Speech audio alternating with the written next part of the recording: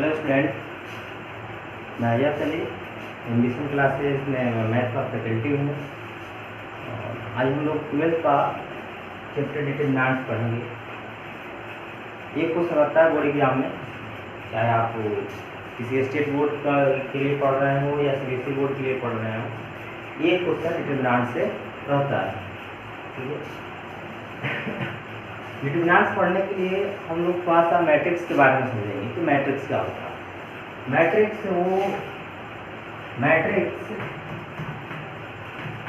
Arrangement of numbers, वो numbers real हो सकते हैं या कॉम्प्लेक्स हो सकते हैं। क्या होंगे कि अरेंजमेंट ऑफ नंबर्स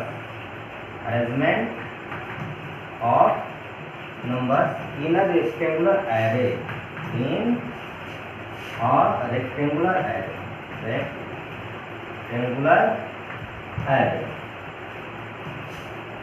ये जो नंबर्स है, नंबर रियल भी हो सकते हैं और इमेजिनरी भी हो सकते हैं। इस एग्जाम्पल के तौर पे किसी मैट्रिक्स को इंग्लिश अल्फाबेट के कैपिटल लेटर से डिनोट किया जाता है। जैसे ये हम कोई मैट्रिक्स ले लेते हैं, हम इसमें लिख दिए 2 3 4i + 5 sin theta cos theta, एक मैट्रिक्स हो गया। ये क्या हो गया? मैट्रिक्स। इसमें इन सब नंबर को, जिसमें रियल भी है, कॉम्प्लेक्स भी है, रेशनल भी है, इरेशनल भी है, image irrational, sin theta cos theta, कोई भी नंबर हो सकता है, ये नंबर ही देगा कभी भी। मैट्रिक्स हो गया। ये हो गया आपका रेक्टेंगुलर एरे। यहाँ पर जो हॉरिजॉन्टल वे में अरेंज किया गया है, जिस नंबर को हॉरिजॉन्टली अरेंज किया गया है, उसको हम बोलते हैं रोज। जिसकी संख्या 2 है यहाँ पर। और जो वर्टिकली अरेंज है, उसको बोलते हैं हम लोग कॉलम्स।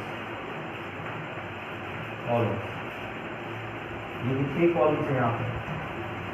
तो नंबर ऑफ रोज और नंबर ऑफ कॉलम से इसका ऑर्डर डिटरमाइन होता है। अगर इसमें 2 रोज है और 3 कॉलम्स है, तो ये मैट्रिक्स का ऑर्डर जो होगा वो 2/3 होगा। ऑर्डर ऑफ मैट्रिक्स से यहाँ पर अगर ऑर्डर हम पूछे इसका, मैट्रिक्स का ऑर्डर हो जाएगा 2/3, रोज बाई कॉलम। ऑर्डर क्या होता है जी? Rows by column. 2 rows 3 column, इसको लिखेंगे हम 2/3 ऑर्डर का मैट्रिक्स है। याद रखिए 2/3, ना कि 2 × 3, हम दोनों को मल्टीप्लाइड नहीं करेंगे। Matrix arrangement of number. Matrix में एक टाइप होता है स्क्वायर मैट्रिक्स। हमको इसी से मतलब है डिटरमिनेंट को पढ़ने के लिए स्क्वायर मैट्रिक्स। स्क्वायर मैट्रिक्स है जिसमें नंबर ऑफ रोज और नंबर ऑफ कॉलम बराबर हो, इसको बोलेंगे हम स्क्वायर मैट्रिक्स। एक मैट्रिक्स ले लेते हैं 2 4 3 6। इसमें 2 रोज है और 2 कॉलम्स है। तो जितने रोज जितने कॉलम, ये 2/2 ऑर्डर का स्क्वायर मैट्रिक्स हो गया। 2/2 ऑर्डर का स्क्वायर मैट्रिक्स हो गया। स्क्वायर मैट्रिक्स को क्योंकि दोनों रोज और कॉलम बराबर है। क्या इसमें शर्त है? नंबर ऑफ रोज सिंगल होना चाहिए, नंबर ऑफ कॉलम्स। ठीक है, तो इसको बोलेंगे हम स्क्वायर मैट्रिक्स। एक और मैट्रिक्स देखते हैं कि 3 ऑर्डर का, मतलब 3 ऑर्डर का मतलब 3 रोज और 3 कॉलम। 1 2 0 3 0 4 5 3 6। तो 3 ऑर्डर का स्क्वायर मैट्रिक्स हो गया। कितने ऑर्डर का स्क्वायर मैट्रिक्स है? और ये 4 ऑर्डर का स्क्वायर मैट्रिक्स है। स्क्वायर मैट्रिक्स में डायगोनल एग्जिस्ट करता है, जो कि रेक्टेंगुलर मैट्रिक्स में एग्जिस्ट नहीं करता। स्क्वायर मैट्रिक्स में left to right, upper to lower, इस डायरेक्शन में अगर हम एक लाइन खींचते हैं, तो इसको हम बोलते हैं प्रिंसिपल डायगोनल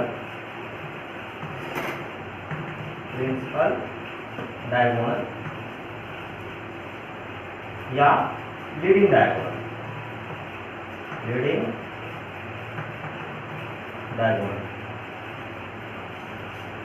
और जो लीडिंग डायगोनल या प्रिंसिपल डायगोनल के अलावा जो एलिमेंट होता है उसको बोलते हैं diagonal element. 2 and 6 are diagonal elements. Similarly अगर थ्री ऑर्डर के स्क्वायर मैट्रिक्स में देखें तो ये upper from left to right, upper to lower, corner to corner अगर हम एक लाइन खींचेंगे इसको बोलते हैं हम लोग लीडिंग डायगोनल या प्रिंसिपल डायगोनल। और यहाँ पर 1 0 6 का लाएंगे डायगोनल एलिमेंट्स। क्लियर है ना? ये है स्क्वायर मैट्रिक्स। स्क्वायर मैट्रिक्स में बस ये समझना है इसमें रोज और कॉलम बराबर होते हैं। इसमें डायगोनल प्रिंसिपल डायगोनल या लीडिंग डायगोनल एग्जिस्ट करता है स्क्वायर मैट्रिक्स में, रेक्टेंगुलर मैट्रिक्स में एग्जिस्ट नहीं करेगा। अब समझते हैं डिटरमिनेंट को।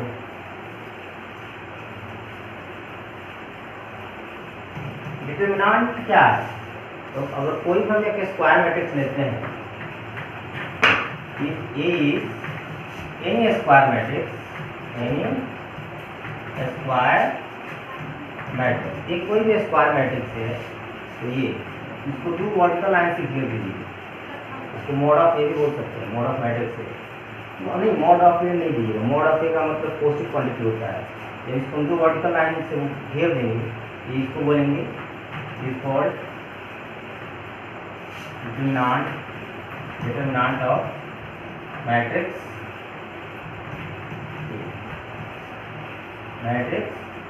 एग्जाम्पल के तौर पे हम एक स्क्वायर मैट्रिक्स लेते हैं 2 3 1 6।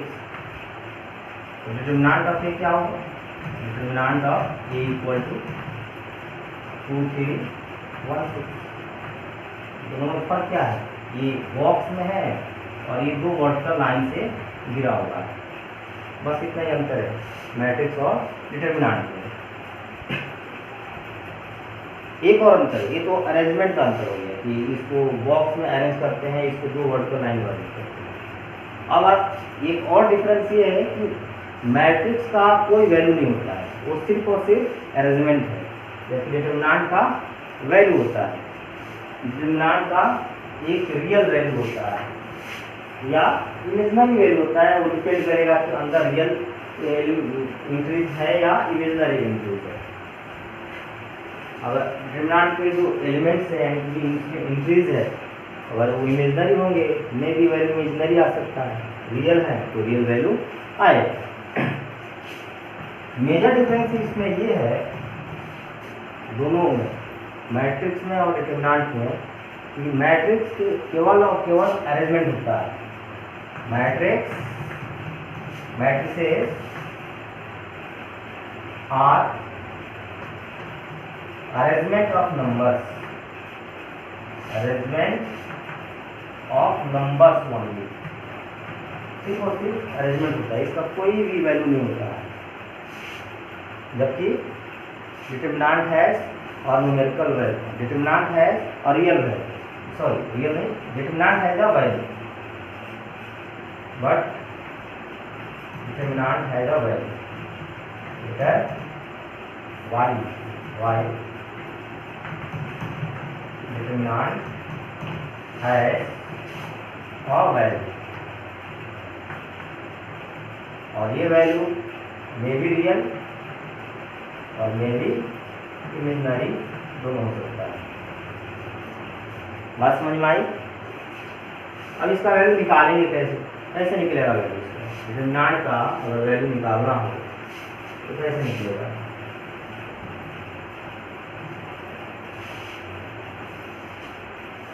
इसका रूल समझ लीजिए, डिटरमिनेंट का वैल्यू कैसे निकालते हैं। हम यहाँ पर क्रॉस मल्टीप्लाई करते हैं, 2 और 6 को मल्टीप्लाई कीजिए, 6 × 12, बीच में माइनस साइन देते हैं और फिर इसको मल्टीप्लाई करेंगे। First multiplication from left to right, upper to lower.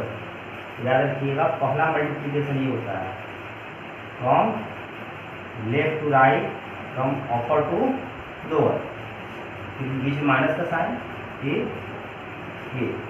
पहले प्रिंसिपल डायगोनल को मल्टीप्लाई करते हैं। प्रिंसिपल डायगोनल का जो एलिमेंट होता है उसको मल्टीप्लाई करते हैं, फिर इसको मल्टीप्लाई करते हैं, कहीं वैल्यू इसका कितना आएगा।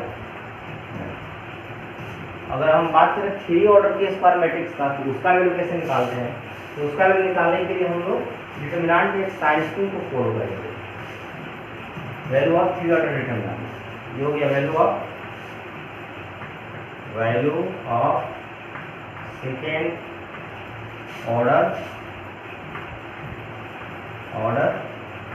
Determinant, value of third order determinant. आगे समझिए value of third order determinant, और मैं डिटर्मिनेंट का वैल्यू क्या होगा, डिटर्मिनेंट कर दीजिए 1 3 0 2 1 1 4 1 4 1 4। इसका वैल्यू निकालना है, क्या होगा वैल्यू इसका डिटर्मिनेंट का, 3 ऑर्डर डिटर्मिनेंट का वैल्यू निकालने के लिए सबसे पहले इसका साइन स्क्रीन समझ लेते हैं कि साइन स्क्रीन क्या है। साइन स्क्रीन क्या है इसका, अल्टरनेट साइन चलेगा, plus minus plus minus plus minus plus minus plus, alternate sign चलता है, कहीं से भी प्लस माइनस प्लस, या इधर से भी प्लस माइनस प्लस, कहीं से भी लीजिएगा अल्टरनेट साइन चलता है, plus minus plus alternate sign चलता है। डिटर्मिनेंट को, थ्री ऑर्डर का डिटर्मिनेंट को किसी भी एक रो या किसी भी एक कॉलम के लॉन्ग इसका वैल्यू निकाला जा सकता है। आप इस डिटर्मिनेंट का वैल्यू किसी भी एक रो के लॉन्ग निकालिए या किसी भी एक कॉलम के लॉन्ग निकालिए। चलिए हम इसको निकालते हैं, सेकेंड कॉलम के लॉन्ग निकालते हैं, सेकेंड कॉलम के लॉन्ग इसका वैल्यू निकालते हैं। डिटर्मिनेंट का वैल्यू हमेशा उस रो या उस कॉलम के लॉन्ग निकालिए जिसमें जीरो की संख्या ज़्यादा, जीरो की संख्या ज़्यादा जिसमें जिस रो या जिस कॉलम में है उसके अलॉन्ग ही डिटर्मिनेंट का वैल्यू आप लोग निकालिए, कैलकुलेट करने में आसानी होती है। जैसे मान लीजिए कि हम इसको सेकेंड कॉलम के अलॉन्ग इसको एक्सपेंड कर रहे हैं, तो यहाँ पर हम फर्स्ट एलिमेंट यहाँ पर ले लेंगे जीरो, लेकिन सबसे पहले इसका साइन देखेंगे माइनस टू माइनस जीरो की, जीरो के साथ माइनस प्लस लगाने से कोई फर्क नहीं पड़ता है, सिर्फ हम जीरो लेंगे। अब जीरो जिस रो का एलिमेंट है उस रो को डिलीट कीजिए और जिस कॉलम का एलिमेंट है उस कॉलम को डिलीट कीजिए, और जो एलिमेंट बच गया उसको उस एलिमेंट का सेकेंड ऑर्डर डिटर्मिनेंट बना दीजिए, 1 3 4 4 1 3 4 4। और दूसरा एलिमेंट लीजिए, तो माइनस के बाद प्लस लिखिए यहाँ पर, माइनस प्लस प्लस 2। फिर से ये जिस रो का एलिमेंट है उस रो को रिलेट कीजिए, जिस कॉलम का एलिमेंट है उस कॉलम को रिलेट कीजिए, क्या मिलेगा 2 3 1 2 3 1। फिर हमको लेना है यहाँ पर 1 का साइन स्क्रीन देखेंगे तो इस एलिमेंट का साइन नेगेटिव है, 1 ले, फिर सेकेंड ऑर्डर का डिटर्मिनेंट, ये जिस रो का एलिमेंट है उस रो को रिलेट कीजिए, जिस कॉलम का एलिमेंट है उस कॉलम को रिलेट कीजिए, क्या मिलेगा 2 1 1 4 2 1 1। अब इसको एक्सपेंड कर दीजिए, ये तो जीरो से मल्टीप्लाइड है तो जीरो हो जाएगा, प्लस 2 इंटू इसको मल्टीप्लाई कीजिए, पहले प्रिंसिपल डायगोनल के एलिमेंट को मल्टीप्लाई करते हैं, प्रिंसिपल डायगोनल के एलिमेंट को मल्टीप्लाई करते हैं, तो टू द 8 माइनस 3 1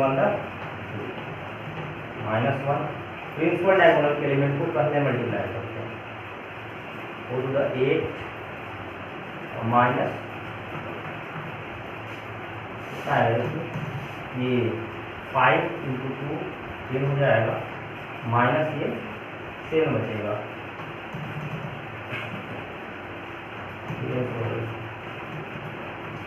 तो डिटरमिनेंट को किसी भी रो किसी भी कॉलम के अलाउंग एक्सपेंड किया जा सकता है। आप इसको थर्ड सेकंड रो के अलाउंग भी एक्सपेंड कर सकते हैं, थर्ड रो के अलाउंग भी एक्सपेंड कर सकते हैं, फर्स्ट रो के अलाउंग भी एक्सपेंड कर सकते हैं, फर्स्ट कॉलम के अलाउंग भी इसका वैल्यू निकाल सकते हैं एक्सपेंड करके। वैल्यू सब केस में 3 आएगा, आप लोग निकाल कर देख लीजिए। ये डिटरमिनेंट का 3 ऑर्डर डिटरमिनेंट का वैल्यू कैसे निकलता है ये समझिए।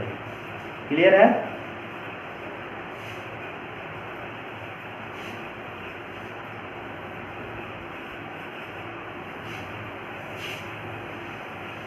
डिटरमिनेंट में सबसे इंपॉर्टेंट है इसका प्रॉपर्टीज।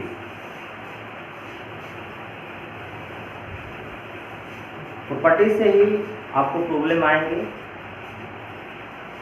और मेन इसका प्रॉपर्टीज ही है। आइए समझते हैं इसको प्रॉपर्टीज को। Properties of determinant. First properties ये है कि अगर डिटरमिनेंट के रो को उसके करस्पॉन्डिंग कॉलम में या कॉलम को करस्पॉन्डिंग रोज में चेंज कर दिया जाए, डिटरमिनेंट के वैल्यूज में कोई भी प्रभाव नहीं पड़ता है। क्या वैल्यू अनचेंज रहता है? Value of determinant unchanged if rows change to corresponding columns या columns change to corresponding rows। इस एग्जाम्पल के तौर पे मान लीजिए हम डेल एक डिटरमिनेंट ले लेते हैं a1 a2 a3 b1 b2 b3 c1 c2 c3 एक डिटरमिनेंट ले लीजिए। अब रो को करस्पॉन्डिंग कॉलम का मतलब फर्स्ट रो को फर्स्ट कॉलम में चेंज कीजिए, सेकंड रो को सेकंड कॉलम में चेंज कीजिए और थर्ड रो को थर्ड कॉलम में चेंज कीजिए, तो वैल्यू इसका अनचेंज रहेगा। क्या कर रहे हैं जी? फर्स्ट रो को फर्स्ट कॉलम यानी कि a1 b1 c1, second row को second column a2 b2 c2, third row को third column a3 b3 c2। ये भी डेल ही होगा। अगर ये डेल है तो अगर रो को करस्पॉन्डिंग कॉलम में चेंज कर दिया जाए या कॉलम को करस्पॉन्डिंग रो में चेंज कर दिया जाए तो वो डेल ही रहेगा, इसके वैल्यू में कोई भी चेंजिंग नहीं आएगा। दूसरा प्रॉपर्टी है इसका कि अगर दो रोज या दो कॉलम आपस में इंटरचेंज किया जाए, दो रोज या दो कॉलम आपस में इंटरचेंज किया जाए, interchanging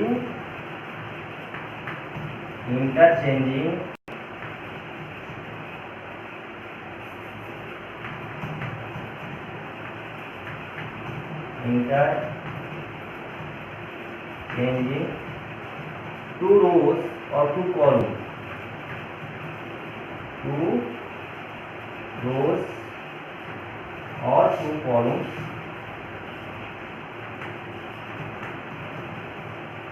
to each other, then sign of the determinant will be changed। Determinant का साइन चेंज कर जाता है, साइन विल बी चेंज।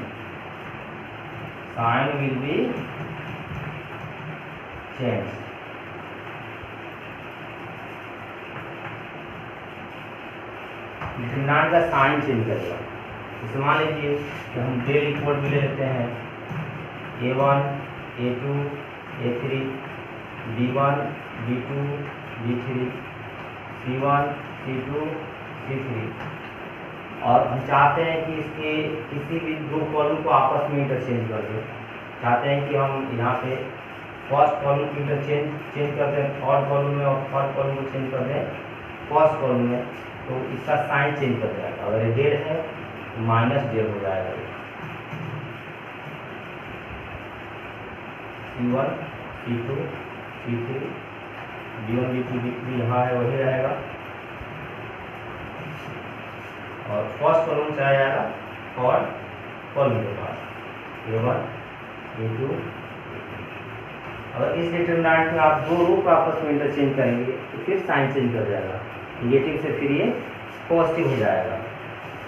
अगर यहाँ पर R2 और R3 को आपस में इंटरचेंज कर दिया जाए तो इसका साइन फिर से नेगेटिव से ये पॉजिटिव हो जाएगा। कर लीजिएगा R2 R3 C1 B1 A1, ये C3 B3 A3, C3 B3 A3, C1 C2 B2 B। ठीक है। तीसरा प्रॉपर्टी है थर्ड प्रॉपर्टी कि अगर डिटरमिनेंट में कोई भी स्केलर मल्टीप्लाइड किया जाए, नॉन जीरो स्केलर होना चाहिए। स्केलर मतलब कोई नंबर जो जीरो नहीं है, तो नंबर किसी भी एक रो या किसी भी एक कॉलम में जाकर मल्टीप्लाई होता है। किसी भी एक रो के सभी एलिमेंट में या किसी भी एक कॉलम के सभी एलिमेंट में जाकर मल्टीप्लाइड होता है। डिटरमिनेंट में जैसे मान लीजिए डिटरमिनेंट ले रहा है A1 A2 A3 B1 B2 B3 C1 C2 C3। अगर हम इसके इस डिटरमिनेंट के में अगर कुछ मल्टीप्लाइड कर दिए लेमडा, तो ये लेमडा पूरे एलिमेंट में मल्टीप्लाइड नहीं होगा। ये लेमडा किसी भी एक रो के सभी एलिमेंट में, किसी भी एक रो के सभी एलिमेंट में या किसी भी एक कॉलम के सभी एलिमेंट में जाकर मल्टीप्लाइड होगा। ये कहाँ मल्टीप्लाइड होगा? किसी भी एक रो के सभी एलिमेंट में या किसी एक कॉलम के सभी एलिमेंट में। मान लीजिए कि इसको मल्टीप्लाइड कर दिए थर्ड रो में lambda A3 lambda B3 lambda C3, बाकी सब सेम रहेगा A2 B2 C2 A1 B1 C1। समझ में आया? ये देख लीजिए, if a scalar multiplied in a determinant, if a scalar multiplied in a determinant, then it will be multiplied either in a row or in a column, either every element in a row or every element of a column। ठीक है। चौथा property इसी से related है। मान लीजिए कि अगर ये लेमडा इस डिटरमिनेंट में मल्टीप्लाइड है, तो ये किसी भी एक रो में या किसी भी एक कॉलम में मल्टीप्लाइड हो सकता है। तो अगर किसी भी रो में या किसी भी कॉलम में अगर कुछ कॉमन दिख रहा है, lambda A1 lambda A2 lambda A3 के लिए लेमडा के A1 के A2 के A3 B1 B2 B3 C1 C2 C3। यहाँ अगर देखा जाए तो के फर्स्ट कॉलम के एवरी एलिमेंट में कॉमन है, तो ये कॉमन फाइनली हम डिटरमिनेंट निकाल सकते हैं। इस प्रॉपर्टीज के अनुसार अगर लेमडा इसमें मल्टीप्लाइड हो रहा है, ये नंबर है, कोई भी स्केलर है, इसमें मल्टीप्लाइड हो रहा है, तो किसी भी एक रो में मल्टीप्लाइड हो रहा है या किसी भी एक कॉलम में मल्टीप्लाइड हो सकता है। इसका रिवर्स भी सोच सकते हैं कि अगर किसी भी कॉलम में या किसी भी एक रो में कोई नंबर मल्टीप्लाइड है या कॉमन है, तो हम उसको डिटरमिनेंट के बाहर कॉमन कर सकते हैं। किसी कॉलम में कॉमन या किसी रो में कॉमन, तो कॉमन किस में हो जाएगा? पूरे के पूरे डिटरमिनेंट में। ये into A1 A2 A3 B1 B2 B3 C1 C2 C3। बात समझ में आई? इसमें भी लिख लीजिए, if a number common, if a number common in every element either of a column or a row, then it will be common value of the determinant। then it will be common value of the determinant.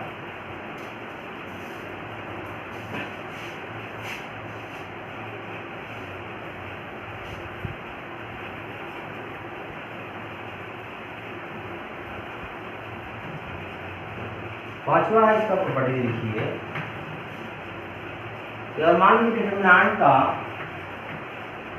किसी भी एक रो या किसी भी एक column का सभी element zero हो जाए, किसी भी एक रो का या किसी भी एक कॉलम का सभी एलिमेंट जीरो हो जाए,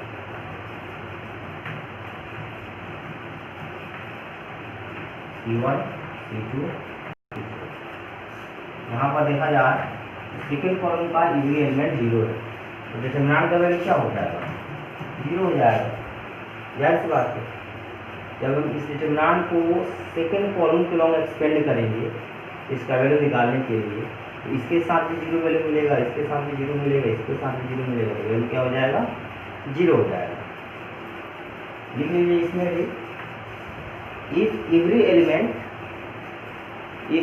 एलिमेंट ऑफ ए रो और a column is zero, sorry हाँ सही, if every element of a row or a column is zero, then value of determinant will be zero. Value of determinant will be zero. छठा property लिखिए,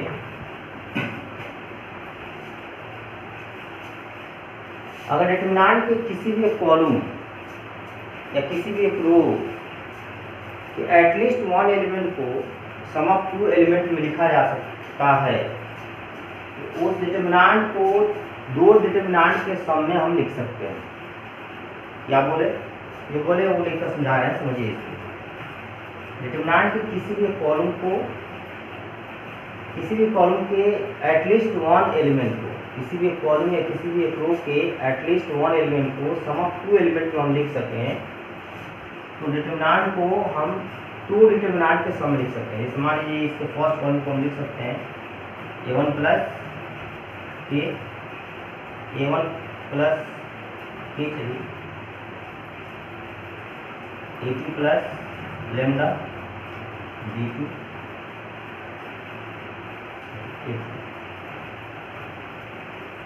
B1 B2 B3 C1 C2।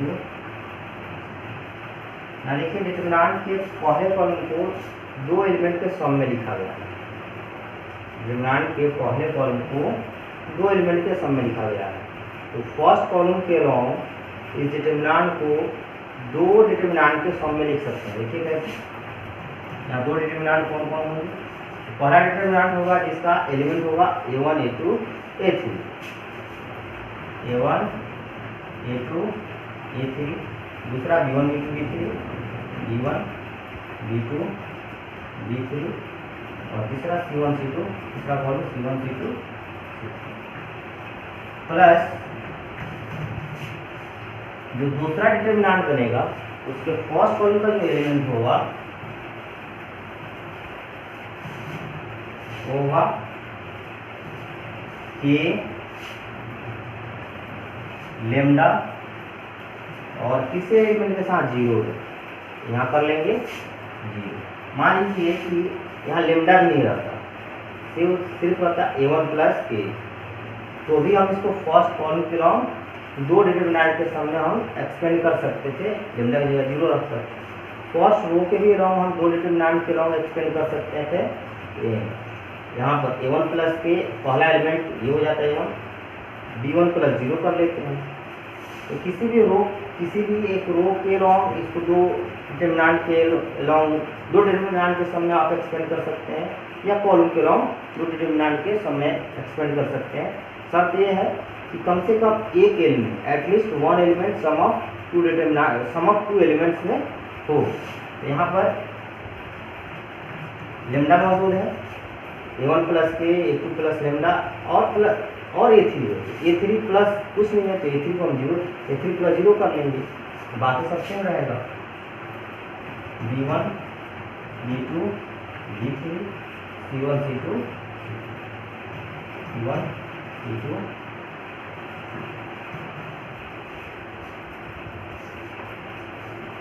Property number 7 देखिए इसका।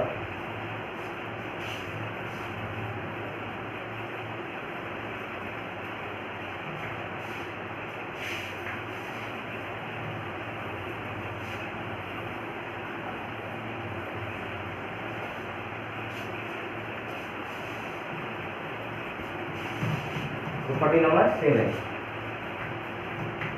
सबसे important है ये, क्योंकि हर problem में इसका यूज किया जाएगा। नंबर 7 का क्या है प्रॉपर्टीज है, तो हम ऑपरेशन करेंगे रोज के साथ या कॉलम के साथ।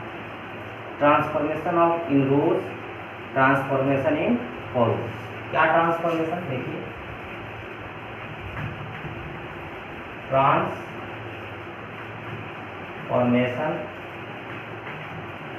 इन रोज। क्या क्या ट्रांसफॉर्मेशन हो सकता है रोज में, तो हम किसी भी रो को मान लेते हम R1, हम 3 रोज लेते हैं, R1 R2 R3 three order का हम डिटरमिनेंट ले रहे हैं, उसमें हम ले रहे हैं R1। हम R1 को ट्रांसफर कर सकते हैं R1 प्लस R2 में, हम R1 को ट्रांसफर कर सकते हैं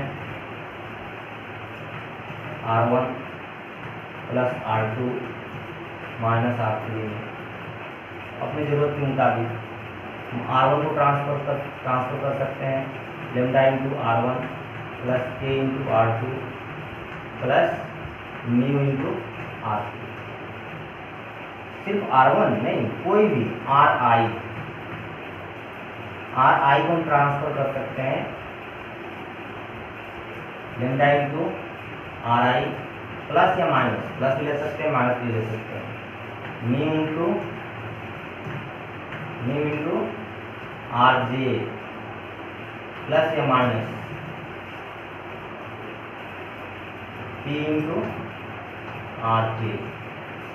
RI मतलब कोई भी रो, RI की जगह 1 2 3 रो के हिसाब से IJ मान लीजिए कि IJ की वो रो है, ये सब ट्रांसफर। और लेमडा के म्यू क्या है, कोई भी नंबर हम कुछ भी मल्टीप्लाइड करके भी ट्रांसफर कर सकते हैं। ट्रांसफॉर्मेशन कुछ भी मल्टीप्लाइड करके भी किया जा सकता है। ट्रांसफॉर्मेशन इन कॉलम, जो ट्रांसफॉर्मेशन रो में होता है वही ट्रांसफॉर्मेशन कॉलम में होता है। ट्रांसफॉर्मेशन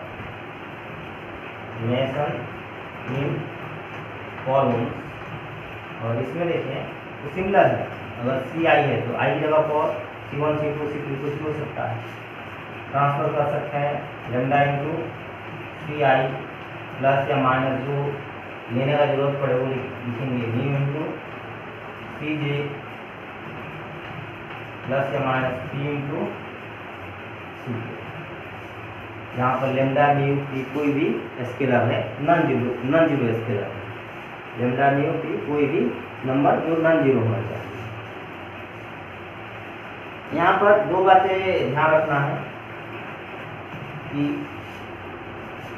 सिर्फ उसी रो या कॉलम में चेंजिंग आएगा जिसमें ऑपरेशन किया जाएगा। जैसे कि यहाँ पर R1 में ऑपरेशन किया गया है तो सिर्फ R1 ही चेंज करेगा, R2 और R3 में कोई चेंजिंग नहीं आएगा। यानी कि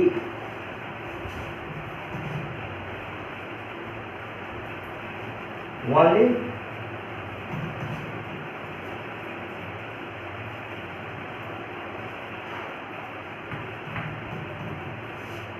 ऐसा समझिए ना कि कम से कम एटलीस्ट 1 रो या 1 कॉलम डिटरमिनेंट में अनचेंज रहता है।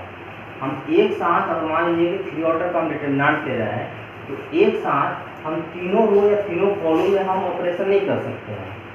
हम मैक्सिमम 2 ही रो में एक साथ ऑपरेशन कर सकते हैं। जैसे हम R1 को हम चेंज कर दें R1 प्लस R2 में, और R2 को हम चेंज कर दें R2 प्लस R3 में,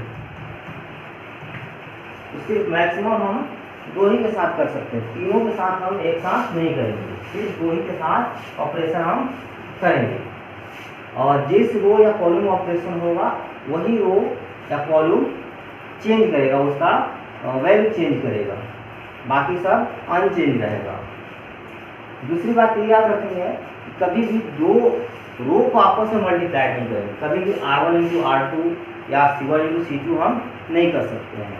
हम सिर्फ इतना कर सकते हैं कि किसी भी रो में कुछ भी मल्टीप्लाई करके जरूरत के मुताबिक किसी दूसरे रो के साथ ऐड कर सकते हैं या सब्ट्रैक्ट कर सकते हैं, या किसी भी एक रो को हम कुछ मल्टीप्लाई करके हम उसको इंटरचेंज कर सकते हैं। K इंटू R1 को हम चेंज करके K इंटू R1 में, ये सभी ऑपरेशन हो सकता है। एग्जाम्पल से इसको समझिए, इस एग्जाम्पल समझिए क्या है। जैसे मान लीजिए डिटरमिनेंट ले लेते हैं, A1 नंबर लेते हैं 2 3 4 4 6 3 1 5।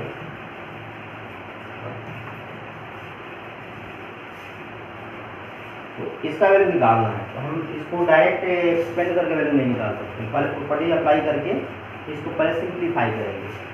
तो डिटरमिनेंट को सिंप्लीफाई करने का मतलब कि कुछ ऐसा कीजिए कि डिटरमिनेंट में अधिक से अधिक जीरो आ जाए, क्योंकि जीरो जब आ जाएंगे तो जिस रो या जिस कॉलम में अधिक जीरो रहेगा उस जीरो के लिए हम उस डिटरमिनेंट को एक्सपेंड कर देंगे, आसानी से कैलकुलेट हो जाएगा। तो यहाँ देखिए, अगर हम R2 में ऑपरेशन करें, यहाँ पर R2 में ट्रांसफॉर्मेशन करें R2 के साथ, कौन सा ट्रांसफॉर्मेशन,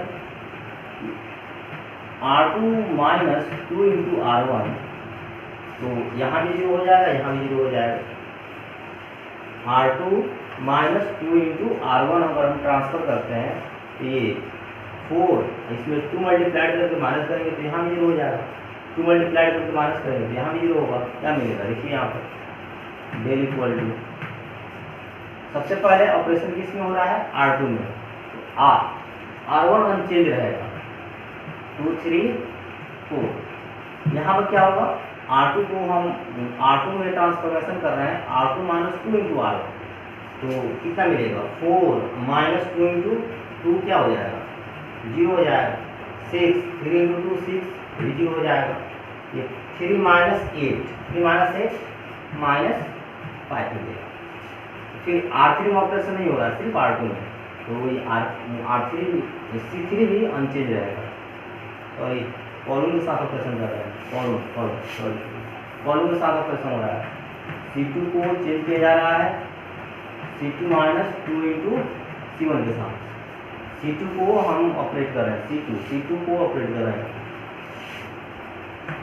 तीसरा कॉलम 1 5 1 अनचेंज रहेगा। अब इसको सेकेंड कॉलम के लिए इसका वैल्यू निकाल लीजिए, ये माइनस से स्टार्ट होता है, माइनस प्लस माइनस, माइनस 5 पहले से है और इसका साइन भी माइनस के साथ रहेगा। ये जिस रो का एलिमेंट है वो रो को छोड़ दीजिए, इस कॉलम का एलिमेंट कॉलम को छोड़िए। इन दोनों को इसलिए छोड़ दिया गया है क्योंकि इस दोनों के साथ वैल्यू जीरो मिलेगा, इसके साथ भी जीरो, इसके साथ भी जीरो, तो इन दोनों के साथ वैल्यू लेने की जरूरत ही नहीं है। इसके साथ वैल्यू मिलेगा -5 के साथ, -5 लीजिए, इसका साइन माइनस होता है, याद रखिए, plus minus, sign scheme of determinant याद रखिए, plus minus plus minus plus minus plus minus plus.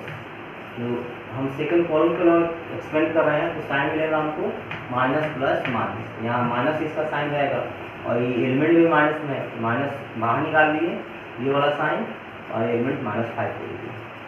इसको छोड़िए, इसको छोड़िए, क्या मिलेगा 2 3 1 5, 2 3 1 5, ये +5 10 हो जाएगा। प्रिंसिपल डायगोनल के अलॉन्ग जो एलिमेंट रहेगा उसको पहले मल्टीप्लाई करते हैं, डायगोनल एलिमेंट, ये माइनस, ये 5 इंटू 7, बात समझ में आई कैसे ट्रांसफॉर्मेशन होता है। ट्रांसफॉर्मेशन, यहाँ पर ट्रांसफॉर्मेशन डिटरमिनेंट में ट्रांसफॉर्मेशन सिर्फ एक ही पर्पज़ के लिए होता है कि कैसे उसमें हम अधिक से अधिक जीरो ला सकें। जीरो जितना उसमें जीरो आएगा डिटरमिनेंट उतना सिंप्लीफाई होते जाएगा। आखिर प्रॉपर्टी इसका डालेंगे,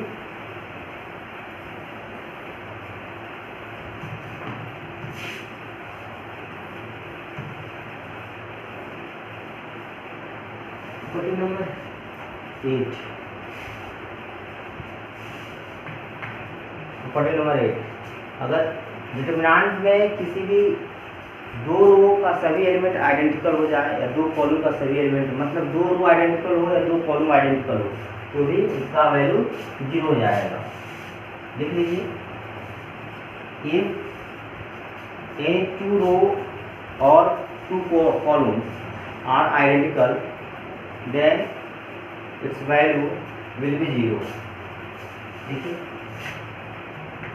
A1 A2 A3, B1 B2 B3, B1 B2 B3।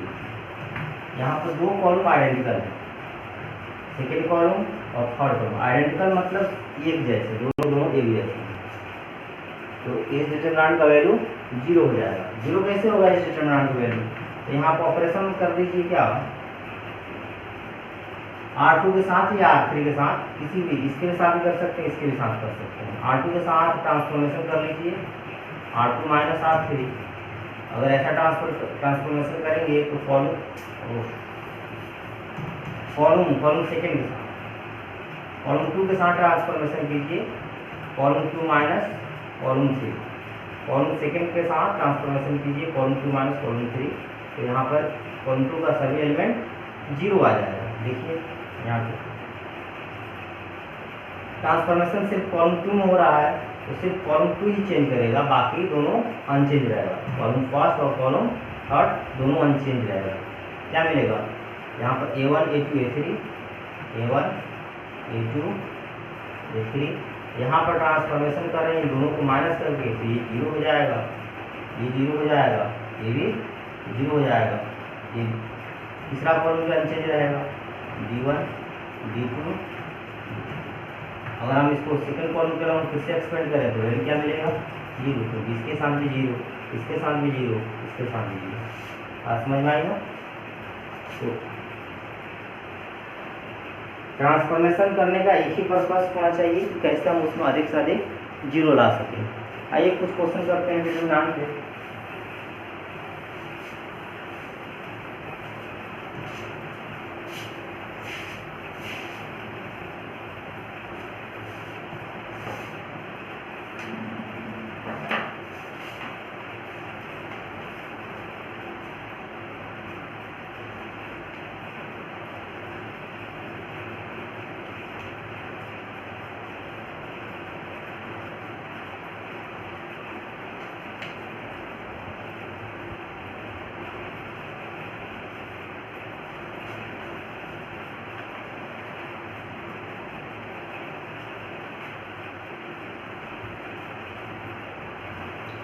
Question है,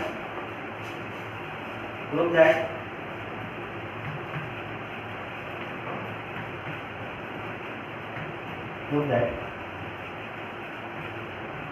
A B C, A plus 2x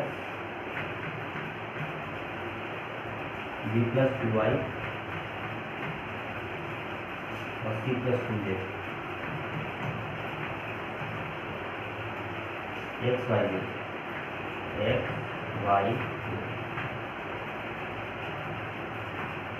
इसका वैल्यू 0 प्रूव करना। तो ये देखिए 0 कैसा आ रहा है, LHS में 0 इसको लाना है।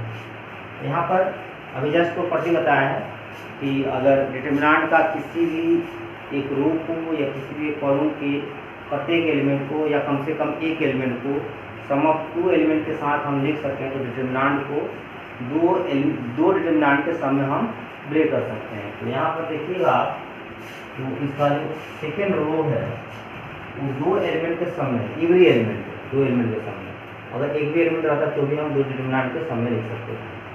तो एवरी एलिमेंट 2 एलिमेंट के सम में है, तो हम इसके ये सेकेंड रो के लॉन्ग इसको 2 डिटरमिनेंट के सम में लिख सकते हैं। पहला डिटरमिनेंट का जो एलिमेंट होगा, पहला रो ABC ले लीजिए, सेकेंड रो ABC,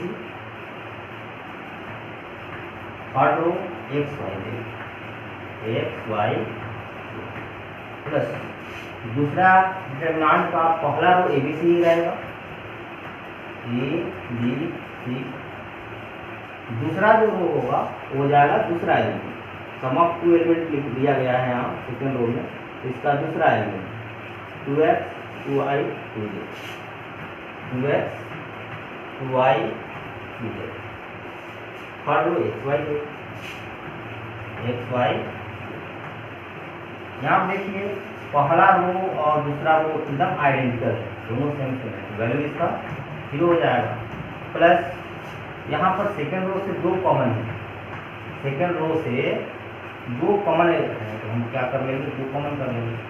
तो बड़ी बताए थे ना, तो डिटरमिनेंट के किसी भी एक रो या किसी भी एक कॉलम के प्रत्येक एलिमेंट से अगर कुछ भी कॉमन रहेगा तो वो डिटरमिनेंट के बाहर कॉमन एलिमेंट आएगा। क्या मिल जाएगा, ए बी सी हो जाएगा एक्स वाई जेड, और ये भी एक्स वाई जेड। तो यहाँ पर सेकेंड रो और थर्ड रो आइडेंटिकल हो गया, ये भी हो जाएगा 0, फाइनली 0 प्लस 2 इंटू 0 मिल रहा है, तो ये हो जाएगा 0। अगला क्वेश्चन समझिए,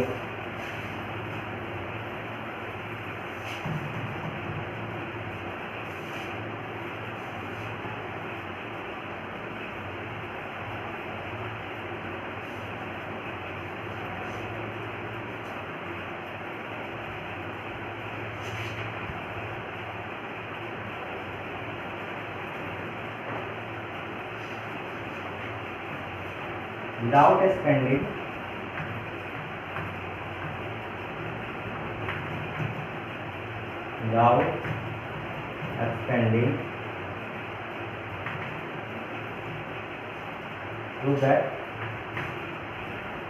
prove that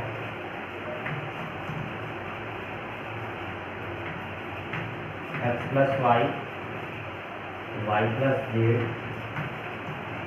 z plus x z x y 1 1, इसका वैल्यू 0, इसका वैल्यू 0 होना चाहिए।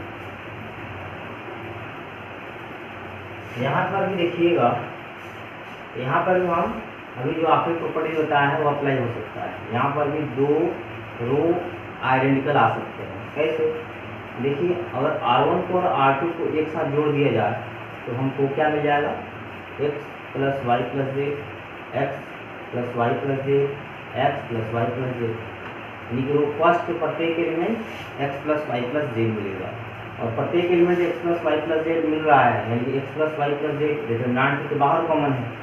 और जब डिटरमिनेंट के बाहर कॉमन करेंगे तो यहाँ भी 1, यहाँ भी 1, यहाँ भी 1, और थर्ड रो 1 1 है ये। तो यहाँ पर फर्स्ट रो और थर्ड रो आइडेंटिकल मिलेगा, इसलिए इसका वैल्यू 0 ही मिलेगा। यहाँ क्या अप्लाई करेंगे, R1 में ट्रांसफॉर्मेशन करेंगे R1 प्लस R2 का, तो क्या मिलेगा, ये x प्लस वाई प्लस जे। यहाँ क्या मिलेगा, यहाँ पर x plus y plus z, x plus y plus जे, और यहाँ पर भी x प्लस वाई प्लस जे भी मिलेगा।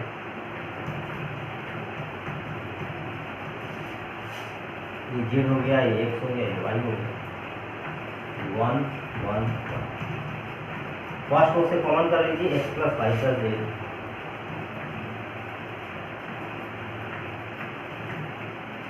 1 1 1, यहाँ भी 1, यहाँ भी 1, और यहाँ भी 1, हो गया जेड एक्स वाई 1 1। देखिए बिना एक्सपेंड किए हुए वैल्यू क्या आ गई इसका, 0, आखिरी प्रॉपर्टी के अनुसार पहला रो और तीसरा रो आइडेंटिकल है, इसलिए इसका वैल्यू 0 मिल गया। अगला क्वेश्चन है,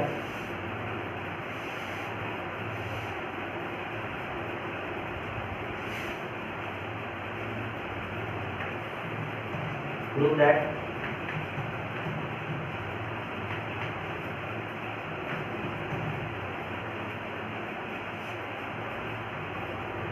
one one one ABC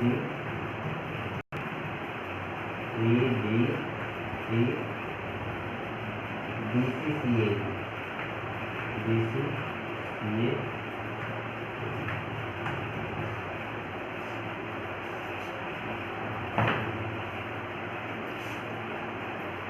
इसको प्रूफ करना है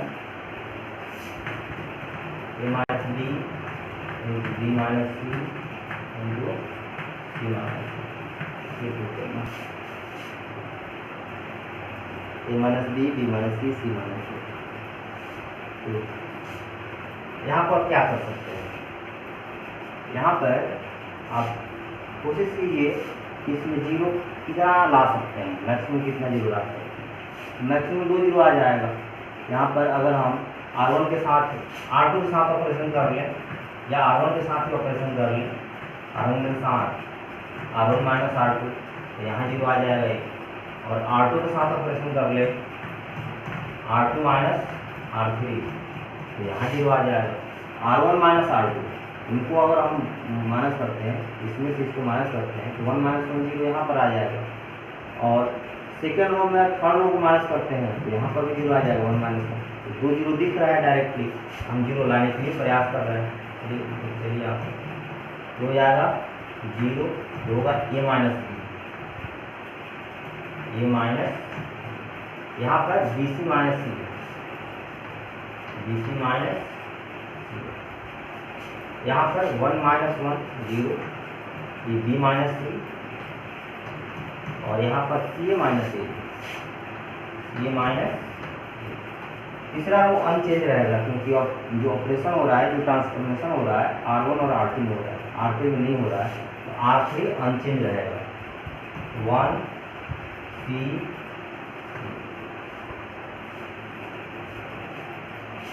अभी एक्सपेंड नहीं करेंगे, अभी और भी छोटा हो सकता है, ये 0 0 1 ये माइनस बी, ये बी माइनस सी, और ये सी। यहाँ से हम कॉमन कर लेते हैं, ये माइनस बी है ना यहाँ पर, ये माइनस बी, यहाँ से माइनस से कॉमन कर लीजिए, माइनस से कॉमन कर लीजिएगा तो ये माइनस बी, यहाँ भी ये माइनस बी मिल जाएगा, ये माइनस बी मिलेगा। सिमिलरली यहाँ से माइनस ए कॉमन कीजिए, माइनस ए कॉमन कीजिएगा तो यहाँ बी माइनस ए मिलेगा, बी माइनस सी मिलेगा, क्योंकि यहाँ बी माइनस सी दोनों में कॉमन आ जाएगा, बी माइनस सी, और ये लास्ट में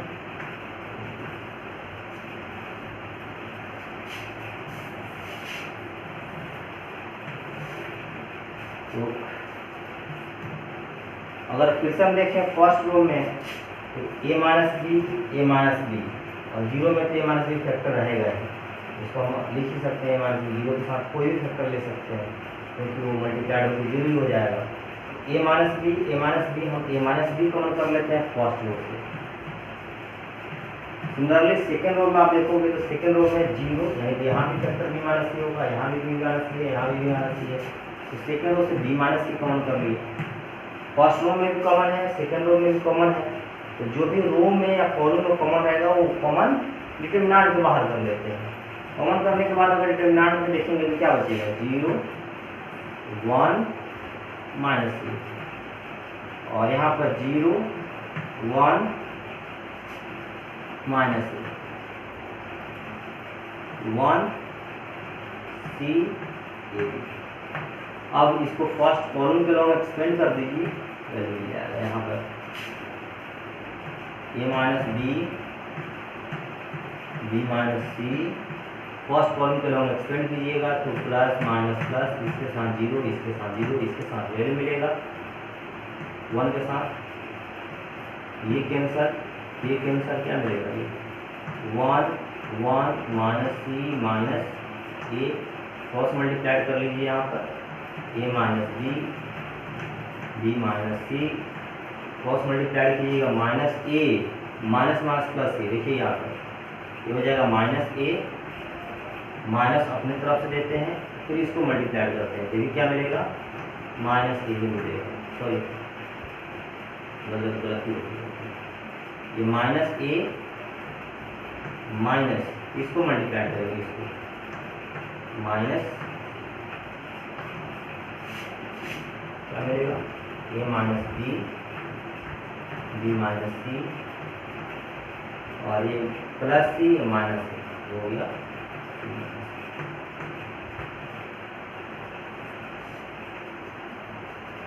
कुछ और क्वेश्चन हम अगले क्लास करेंगे। तो 5 क्वेश्चन और करेंगे। तब तक आप लोग एनसीईआरटी का एक्सरसाइज कर लीजिएगा 4.1 और 4.2। 4.2 में जो कीजिएगा आप लोग एक्सरसाइज 4.2 का क्वेश्चन जो कीजिएगा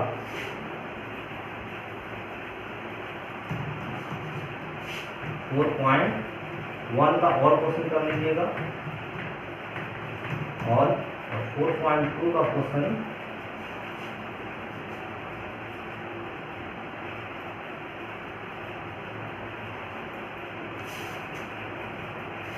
4.2 का क्वेश्चन आप लीजिएगा। क्वेश्चन नंबर 2 और 5 छोड़ कर सब कीजिएगा। क्वेश्चन नंबर 2 एंड 5 को नहीं करना है, उसको छोड़ देना है। बाकी सब कीजिएगा। 2 एंड 5 हम अगले क्लास बता देंगे, बाकी सब कर लीजिएगा। प्रैक्टिस कीजिएगा। इसमें से कुछ और भी क्वेश्चन हम अगले क्लास बताएंगे। एनसीईआरटी से क्वेश्चन एक्सरसाइज कीजिएगा ये। और अगर आप लोगों के पास RS अग्रवाल का बुक है तो उसे भी आप लोग एक्सरसाइज कर सकते हैं।